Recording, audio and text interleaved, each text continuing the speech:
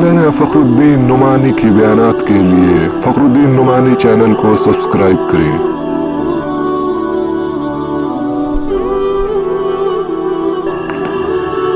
फ़खरुद्दीन नुमानी। तीसरी चीज़ अल्लाह तबारक व तआला ने क्या कहा, व उलिल अम्रि मिनकुम, तुम में से जो साहिब अक्ल हों, साहिब हुकूमत हों, तुम उनकी इताअत करो। आज नजर उठा करके देखिए, जाती मफाद से उठकर पूरे हिंदुस्तान में क्या मुसलमानों का कोई लीडर है? नहीं है। आज मुसलमान दर दर के भिखारी बन चुके हैं। कभी इसको लीडर बनाते हैं, कभी उसको लीडर बनाते हैं कि ये हमारा काम कर देगा, ये हमारा काम कर देगा, ये हमारे लिए कुछ कारगर, कुछ फायदामंद होगा। लेकिन आज तक आज़ादी के 75 साल हो गए, किसी लीडर ने हमारे लिए कुछ नहीं किया। और हमारा आपसी इख्तलाफ इस कदर है कि हमने अपने लीडर को तैयार नहीं किया। पूरे हिंदुस्तान में मुसलमानों का कोई मुसलमान एक भी लीडर नहीं है अवामी सतह पर जो काम करे। और अगर कोई खड़ा होने की कोशिश भी करेगा तो खुद हम उससे इख्तलाफ करते, उसकी तनकीद करते, उसकी हिम्मत को कमज़ोर कर देते हैं। वो शख्स बैठ जाता है कि हम तो इनकी भलाई के लिए खड़ा हुए थे।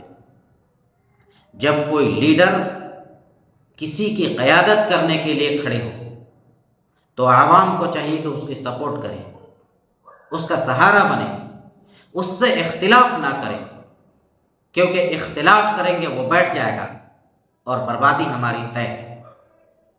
जिस कौम, जिस मुआशरे का लीडर नहीं, उसका क्या फ्यूचर होगा। आज हम इबादत तक मुनहसिर हो चुके हैं, बस इबादत। लेकिन अगर हमारा लीडर नहीं रहेगा हर फील्ड में, तो एक वक्त आएगा कि 5 वक्त की नमाज पढ़ना भी शायद मुश्किल हो जाए।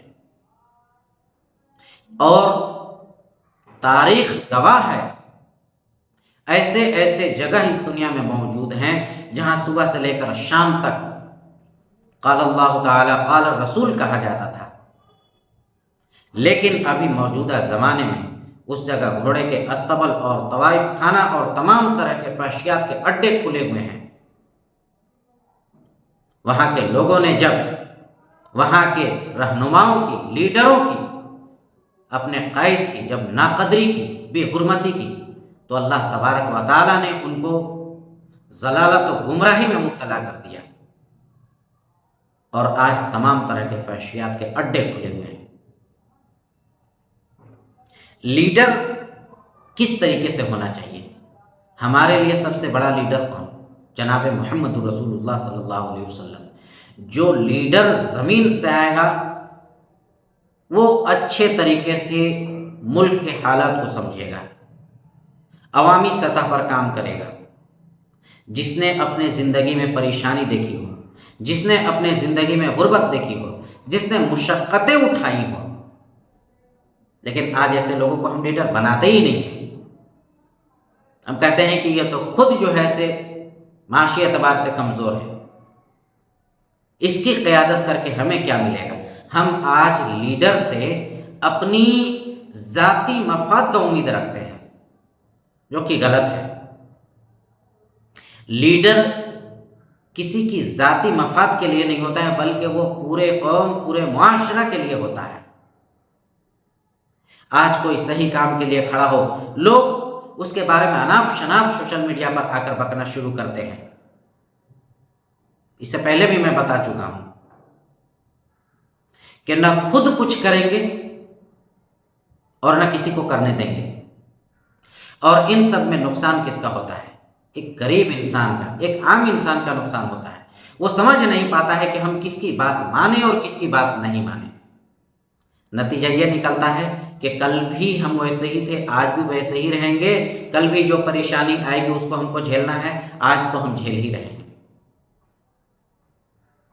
और इन सब का नतीजा हमारे और आपके सामने ये है कि 75 साल में हमारा कोई लीडर नहीं है। और हम सब जिसको सेकुलर मानकर लीडर समझते हैं और ان کو آگے رکھتے ہیں ہر معاملے میں، تو ہمارے لیے کچھ بھی نہیں کرتے ہیں، بلکہ اگر کوئی لیڈر کھڑا ہوتا ہے تو کھڑا بھی نہیں ہونے دیتے ہیں۔ تو لیڈر ایسے لوگوں کو منتخب کرے جو اپنی ذاتی مفاد سے اٹھ کر عوامی سطح پر کام کرے، کیونکہ اپنی ذاتی مفاد سے ہٹ کر خدمت خلق کرنا یہ ایک نہ ختم ہونے والا صدقہ جاریہ ہے۔ لیکن جو شخص لیڈر بنتا ہے اس کے دل و دماغ بھی اس طریقے سے نہیں ہو رہے ہیں۔ کیوں؟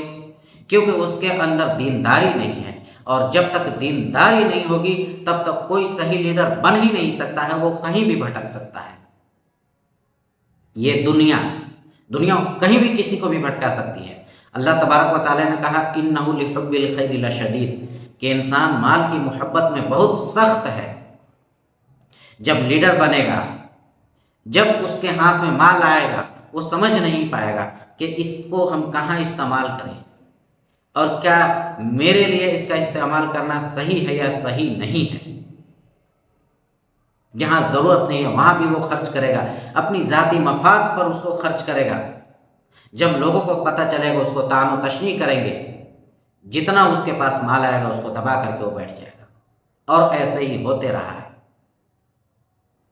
تو ہمارے لیڈر کے اندر جب تک اللہ اور رسول سے ملنے کا کوئی خوف یا شوق نہ ہو، تب تک وہ ہمارے لیے مکمل لیڈر کبھی بن ہی نہیں سکتے ہیں۔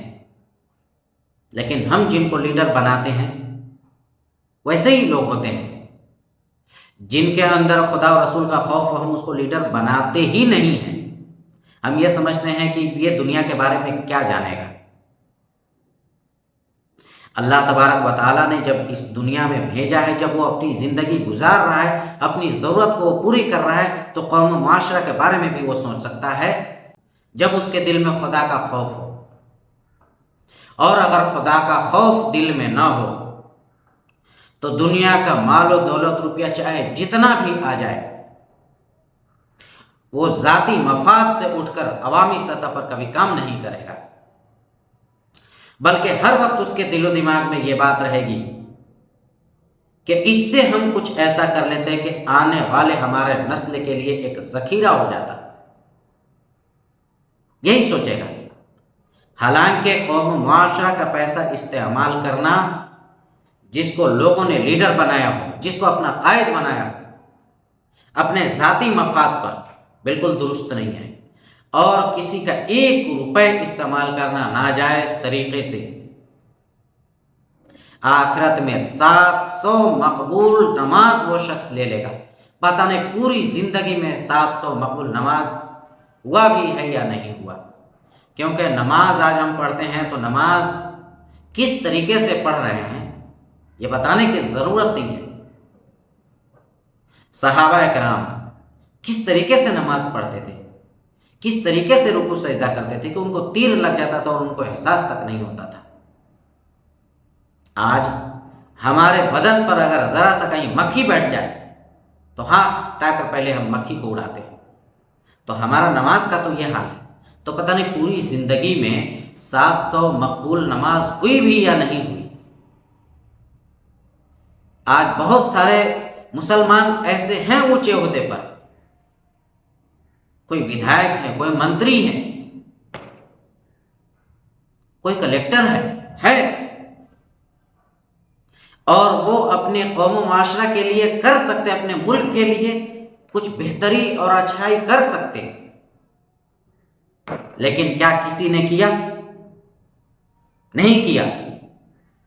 کیونکہ ان کو پتہ ہی نہیں ہے کہ اگر ہم اپنی ذاتی مفاد سے اٹھ کر کوئی کام کر رہے ہیں تو ہمارے قوم و معاشرہ کے لیے ایک بہترین کام ہوگا، اور یہ ہمارے لیے نہ ختم ہونے والا صدقہ جاریہ ہوگا۔ آج ہمارے بچوں کے پڑھنے کے لیے کوئی منظم صحیح سے ادارہ نہیں ہے جس میں اعلیٰ ترین علم دیا جاتا ہو، اور جب میں علم کی بات کر رہا ہوں تو دونوں علم کی بات کر رہا ہوں۔ موجودہ دور میں جس طریقے سے علم دین کی ضرورت ہے، علم دنیا کی بھی اتنی ہی ضرورت ہے۔ کیونکہ ایک علم موجودہ دور میں کافی نہیں ہوگا۔ ایک غریب شخص جو مزدوری کرتا ہے،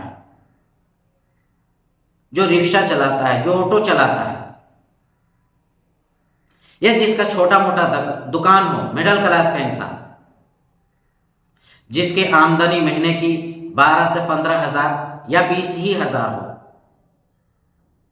اب اتنے پیسے میں وہ اپنا گھر چلائے گا، اپنے والدین کے حقوق ادا کرے گا، اپنے اہل و عیال کا خیال رکھے گا، بیوی بچوں کا علاج کرائے گا، یا پھر اپنے اولاد کو اعلیٰ ترین علم دلائے گا۔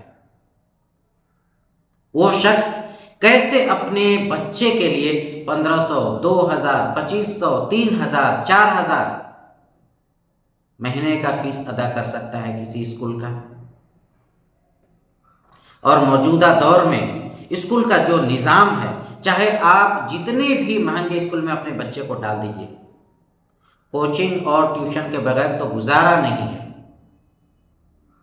بچے کو ٹیوشن دلانا ہی دلانا ہے، تو اگر ایک بچے کی پڑھائی کے پیچھے اگر 5000 یا 6000 بھی خرچ ہو جاتا ہے، تو پھر وہ شخص اپنا گھر کیسے چلائے گا، یا پھر دوسرے بچے کو وہ تعلیم کیسے دلائے گا؟